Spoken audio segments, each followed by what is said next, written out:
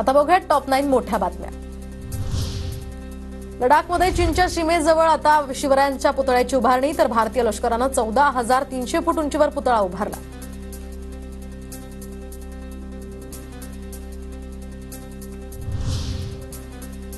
नवी मुंबई विमानतळावर पहिल्या व्यावसायिक विमानाचं लँडिंग। इंडिगो एअरलाइन्सचं व्यावसायिक विमान नवी मुंबई आंतरराष्ट्रीय विमानतळाच्या रनवेवर लँड।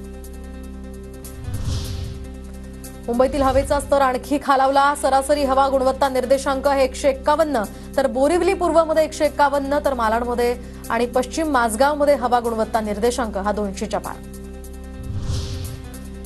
मुंबईतलं हवेतलं प्रदूषण कमी करण्यासाठी पालिकेच्या घनकचरा विभागाकडून पुन्हा रस्ते धुण्यास सुरुवात। 100 टँकर आता तैनात। दादरचं छत्रपती शिवाजी महाराज पार्क धूळमुक्त होणार, तर मैदानावर रेती मिश्रित माती टाकली जाणार। मैदानाच्या सभोवतालच्या भागामध्ये पाईपनं पाणी मारण्याचे सुद्धा निर्देश।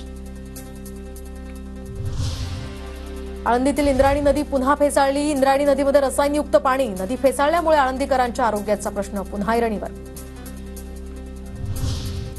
काश्मीरमध्ये हिमवृष्टीनं जनजीवन विस्कळीत, तर विमान रेल्वे सेवा ठप्प। जम्मू श्रीनगर महामार्ग बंद।